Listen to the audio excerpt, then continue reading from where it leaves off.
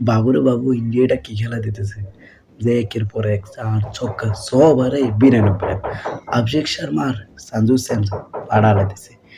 একটা ৪৬ বলে ৮৯ রান আর একটা ২৩ বলে ৫২ রান। মানে একটা ম্যাচে ৩টা ছক্কা ৬টা ৬ আর একটা ৮টা ছক্কা মারছে ৫টা ৪ ম্যাচে। মানে নিউজিল্যান্ডের এই বোলারদের কিছুই মনে করতেছে না।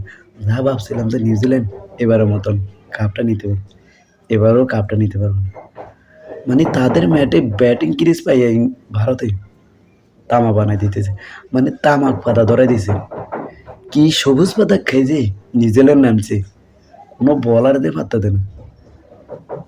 ১৪ ওভারে ২০৩ রান। মানে ভাবা যায় রান দাঁড়াবো ২৮-র উপরে।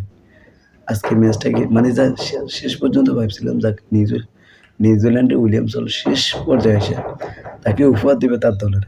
ওরে বাবারে দেখি যে ম্যাচটা আজকে হেরে যাবে।